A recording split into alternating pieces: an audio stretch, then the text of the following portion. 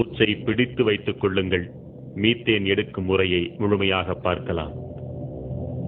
மீத்தேனுக்கான துளைகளை 6000 அடிகளுக்கும் கீழாக இடுவார்கள்.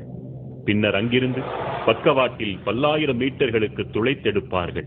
ஓர் ஆழ் துளையிலிருந்து பல திசைகளிலும் பக்கவாட்டு துளைகளை இடுவார்கள். பின்னர் அந்த துளைகள் வழியாக வேதிப்பொருட்களை மிக அதிக அழுத்தத்தில் செலுத்தி ஆழத்தில் இருக்கும் பாறைகளை வெடிக்கச் செய்து அங்கு சிக்கியிருக்கும் மீத்தேனை விடுவிப்பார்கள். விடுவிக்கப்பட்ட மீத்தேன் இவர்கள் அனுப்பும் ரசாயன நீரோடு கலக்கப்பட்டு பின் வெளியில் எடுக்கப்படும். வெளியில் எடுக்கப்பட்ட பின்னர் மீத்தேன் எரிவாயு மட்டும் பிரித்தெடுக்கப்படும். ஒரு மீத்தேன் கிணறு அமையும் பகுதியை 5 to 7 நாட்களுக்குள்ளாக சுத்தம் செய்து 50 to 100 நாட்களுக்குள்ளாக முழுமையாக துளையிட்டு விடுவார்கள். ஆழ் துளையிலிருந்து மீத்தேனை எடுக்கும் முறையை ஒருமுறை பார்த்தாலே போதும், நம் மனமெல்லாம் பதறிப் போகும். இந்தியா என்பது ஒரு விவசாய நாடு. விவசாயம் இந்தியாவின் முதுகெலும்புன்னு சொன்னா இந்தியாவின் முதுகெலும்பை முறிக்கின்ற வேலை, தமிழகத்தின் முதுகெலும்பை முறிக்கின்ற வேலை இப்ப நடந்துட்டு இருக்கு. ஒரு கிணற்றுக்கு மீத்தேன் எடுக்க ஓர் ஆண்டிற்கு 400 லாரிகள் மணலும் 400 டேங்கர் லாரிகள் அளவிற்கு நீரும் தேவை. அதாவது 100 வீடுகள் முழுமையாக கட்டுவதற்கான கட்டுமான பொருட்களை கொண்டு ஒரு முறை மீத்தேன் உறிஞ்சப்படுகிறது. ஒரு மீத்தேன் கிணற்றுக்கு மட்டும் 5 நாட்கள் நடக்கும் இந்த நீரியல் விரிசல் முறைக்கு 5,66,00,000 லிட்டர் தண்ணீர் தேவைப்படுகிறது. சோதனை முறையில் 50 கிணறுகளுக்கு மட்டும் கணக்கிட்டால் கூட 263 கோடி லிட்டர் தண்ணீர் தேவைப்படுகிறது.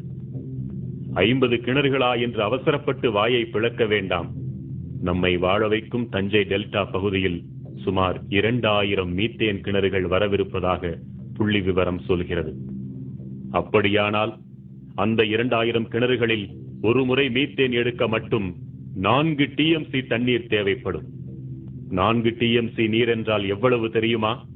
அதை கொண்டு சுமார் 40 லட்சம் பேருக்கு அன்றாடம் 100 லிட்டர் வீதம் ஆண்டு முழுவதும் பகிர்ந்தளிக்க முடியும். இன்னும் எளிமையாக சொல்வதென்றால் 40 லட்சம் பேருக்கு 365 நாட்களுக்கும் நாளொன்றுக்கு 5 குடம் தண்ணீர் வீதம் தர முடியும். மேட்டூர் அணையின் முழு கொள்ளளவான 80 TMC நீரை இந்த கிணறுகள் 4 மாதங்களில் குடித்து தீர்க்கும் என்றால் இதன் அபாயத்தை புரிந்து கொள்ளுங்கள். இந்த பகுதியில் முதலில் குடிநீர் இல்லாமலும் அடுத்தது விவசாயம் இல்லாமலும் படிப்படியாக இந்த பகுதி மக்கள் இந்த மண்ணை விட்டு வெளியேறுகின்ற நிலைமை ஏற்படும். கர்நாடகாவிடமிருந்து 10 TMC தண்ணீரை பெறுவதற்கே 20 TMC கண்ணீரை விட வேண்டிய நிலைமையில் இருக்கிறோம் நாம். என்றால் மீத்தேன் கிணறுகளுக்கு தேவையான நீர் அனைத்தையுமே காவிரியிலிருந்து மட்டுமே எடுப்பார்கள் என்று குழந்தை கூட நம்பாது. நிச்சயம் ஒட்டுமொத்த தமிழகத்தின் தண்ணீரும் இதற்காக உறிஞ்சப்படும். இப்படியே அடுத்து வரும் 30-40 ஆண்டுகளுக்கும் மீத்தேன் குடிக்கப் போகிறார்கள் என்றால் நம் இயற்கை வளங்கள் எவ்வளவு கொள்ளை போகும் என்பதை கற்பனையாவது செய்து பார்க்க முடிகிறதா? இது நமக்கும் நம் சந்ததிக்குமான குடிநீர் அல்லவா? தனியாரின் கொள்ளை லாபத்திற்காக கொடுத்துவிட்டு தண்ணீர் இல்லாமல் நாம் அலைய வேண்டுமா? தண்ணீருக்கு இந்த நிலை, மணலுக்கு என்ன நிலை என்பதை இனி பார்ப்போம். ஒரு கிணற்றுக்கு 400 லாரிகள் மணல் தேவைப்படுகிறது என்றால் இனி வரவிருக்கும் 2000 கிணறுகளுக்கு 8 லட்சம் லாரிகள் மணல் தேவை. அதாவது 80,000 வீடுகள் கட்ட தேவைப்படும் மணலை விழுங்கப் போகின்றன இந்த மீத்தேன் கிணறுகள். இதே போன்று 40 வருடங்களுக்கு மணலும் தண்ணீரும் விழுங்கப்பட்டுக் கொண்டிருந்தால் நம் தலைமுறைகள் என்னவாகும்? இந்த மணலையும் தண்ணீரையும் கொள்ளிடம் காவிரி மட்டுமல்லாமல் தமிழகத்தின் இதர ஆறுகளில் இருந்தும் நிச்சயம் எடுப்பார்கள். ஏற்கனவே மணலை தின்று தீர்த்த மட்டும் போதாதென்று இப்படி அடிவரை சுரண்டும் அதிபயங்கர திட்டம் வேறா? கொள்ளையடிப்பதற்காக எவ்வளவோ சிந்திக்கிறார்கள், அதை தடுப்பதற்காக கொஞ்சமாவது சிந்திக்க வேண்டாமா? மீத்தேனை எடுக்க மணலும் தண்ணீரும் மட்டுமல்ல, 635 வகையான நச்சுத்தன்மை வாய்ந்த வேதிப்பொருட்களும் பயன்படுத்தப்படுகின்றன. நச்சென்றால் சாதாரண நச்சல்ல, கதிரியக்கம் கொண்ட வேதிப்பொருட்கள் கலந்த நச்சு. இத்தகைய நச்சு வேதிப்பொருட்கள் தான் அடுத்த 30-40 ஆண்டுகளுக்கு நம் தாய் மடி போன்ற தஞ்சை நிலத்திற்குள் செலுத்தப்படும். நினைத்து பாருங்கள், இது மட்டும் நிகழ்ந்தால் நம் நிலம் என்னவாகும்? நம் இனம் என்னவாகும்? ஆறு அமிலமாகும், மண் மலடாகும், பிறகு வாழ்க்கை ஏது நமக்கெல்லாம்? சொல்வதெல்லாம் கனவல்ல, இந்த உலகம் ஏற்கனவே கண்டதைத்தான் பாருங்கள் என்கிறோம். வேற எந்த ஏரியாலையும் 1 கிலோமீட்டர் ஒரு கிராமங்கிறத பார்க்க முடியாது. ஓல்டு தஞ்சாவூர் டிஸ்ட்ரிக்ட், தஞ்சாவூர், திருவாரூர், நாகப்பட்டினம் எடுத்த தஞ்சாவூர் டெல்டால மட்டும்தான் இவ்வளோ டென்ஸ் பாப்புலேஷன் இருக்கிறது தமிழ்நாட்டில். இந்த டென்ஸ் பாப்புலேஷனோட வாழ்வாதாரம், வாழ்க்கை எல்லாத்தையும் கெடுத்துட்டு ஒரு டெவலப்மெண்ட் வந்ததுன்னா அது எந்த அளவுக்கு கரெக்டுங்கிறதுல யாராலையும் முடிவு சொல்ல முடியாத ஒரு விஷயம். இந்த பகுதியில் தான் பல்லுயிர் பெருக்கம் நிலவுகிறது.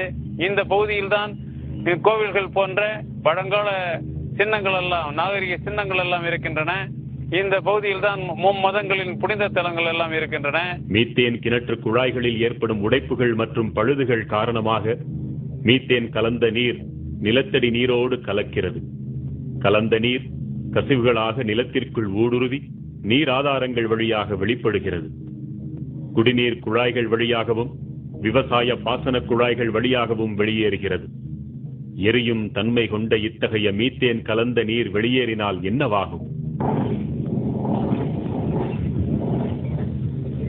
மீத்தேன் கழிவு கலந்த நீர் நெருப்பு பட்டவுடன் பற்றி எறிந்தது.